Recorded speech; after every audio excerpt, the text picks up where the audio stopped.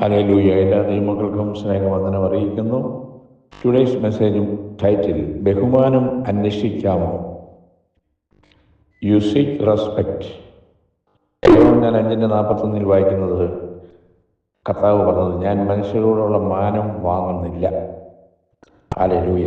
നല്ല ഇടയനും ഇടയശ്രേഷ്ഠനുമായ യേശു പറഞ്ഞ വാക്കുകളാണ് നമ്മൾ വായിച്ചത്.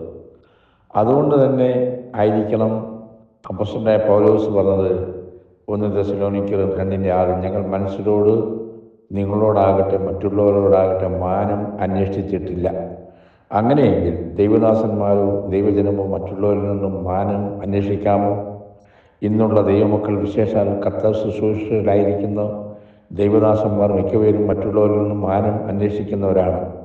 ഒരു കൺവെൻഷൻ ശുശ്രൂഷയ്ക്കായി ക്ഷണിച്ചാൽ ശുശ്രൂഷകനെക്കുറിച്ചുള്ള മുഖവുരയിൽ, അതായത് അവരെ വാനോളം ഉയർത്തുന്ന പരിപാടി ദൈവികമാണോ എന്ന് ചിന്തിക്കുക. അവരെ ഉയർത്തി പറഞ്ഞില്ലെങ്കിൽ ഭാരവാഹികളോട് കോപിക്കുന്ന പ്രാസംഗികർ ക്രിസ്തുവിൻ്റെ ശുശ്രൂഷക്കാരാണ്. ആദ്യ നൂറ്റാണ്ടിൽ കൊർന്നല്യോസ് എന്ന ശതാധിപൻ ദൈവിക അരുളപ്പാടിനാൽ അപ്പോസ്തലനായ പത്രോസിനെ വീട്ടിലേക്ക് ക്ഷണിച്ചു വരുത്തി നിങ്ങൾക്കറിയാം.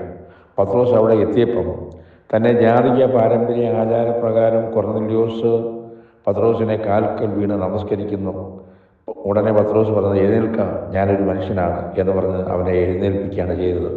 അപ്പോസ്തലർ 10-ാം അധ്യായം 24-ാം വാക്യത്തിൽ വായിക്കുന്നുണ്ട്. അതുപോലെ അപ്പോസ്തലന്മാരെ പൗലോസും ബർന്നബാസും തങ്ങളുടെ 1-ാം മിഷണറി യാത്രയിൽ ലുസ്ത്രയിൽ ചെയ്ത് ശുശ്രൂഷയിൽ ഒരു മുടന്തൻ സൗഖ്യമായി. എഴുന്നേറ്റ് നടന്നതിനെ തുടർന്ന് അവിടെയുള്ള പുരുഷാരം ദേവന്മാർ മനുഷ്യരുടെ രൂപത്തിൽ നമ്മുടെ അടുക്കൽ ഇറങ്ങി വന്നിരിക്കുന്നു എന്ന് പറഞ്ഞ് ബർന്നബാസിനെ ഇന്ദ്രനെന്നും പൗലോസിനെ ബുധനെന്നും പേർ വിളിച്ചു. അവരോടുള്ള ബഹുമാനാർത്ഥം പുരുഷാരം പൂമാലകളുമായി വരുന്നു എന്ന് കേട്ടിട്ട് പൗലോസ് വസ്ത്രം കീറിക്കൊണ്ട്, പുരുഷന്മാരെ, നിങ്ങൾ ചെയ്യുന്നത് എന്തേ? ഞങ്ങൾ നിങ്ങളോട് സമസ്വഭാവമുള്ള മനുഷ്യരത്രേ. നിങ്ങൾ ഇവരുടെ കാര്യങ്ങളെ വിട്ട് ആകാശവും ഭൂമിയും സമുദ്രവും അവയുടെ സകലവും ഉണ്ടാക്കി ജീവനുള്ള ദൈവത്തിലേക്ക് തിരിയണം എന്ന് പറഞ്ഞു. അപ്പോസ്തലർ 14-ാം അധ്യായത്തിൽ നമ്മൾ വായിക്കുന്നുണ്ട്. സ്തോത്രം, ഹല്ലേലൂയ. ഈ കാലങ്ങളിൽ സുവിശേഷ യോഗങ്ങളിൽ യേശുക്രിസ്തുവിനെ ഉയർത്തുന്നതിൽ ഉപരിയാമെന്നും പ്രാസംഗികരെ ഉയർത്തുകയും എന്നൊക്കെയാണ് സമ്പ്രദായമാണ് നമ്മൾ കാണുന്നത്. പ്രാസംഗികരുടെ പോസ്റ്റ് ചെയ്തുള്ള ഫോട്ടോകളും അവരുടെ ബിരുദങ്ങളും അവരുടെ സ്ഥാനമാനങ്ങളും എടുത്തു കാട്ടുന്ന കൺവെൻഷൻ നോട്ടീസുകൾ പരസ്യപ്പെടുത്തിയല്ലേ സുവിശേഷ യോഗങ്ങൾക്ക് ജനങ്ങളെ ആഹ്വാനം ചെയ്യുന്നത്? ഇത് ആത്മീയമാണെന്ന് ഗ്രഹിക്കാൻ പ്രയാസമാണോ?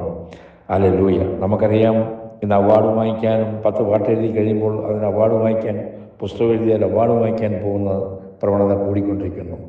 ഈ വചനത്താൽ ദൈവം നമ്മളെ അനുഗ്രഹിക്കട്ടെ. Thank you.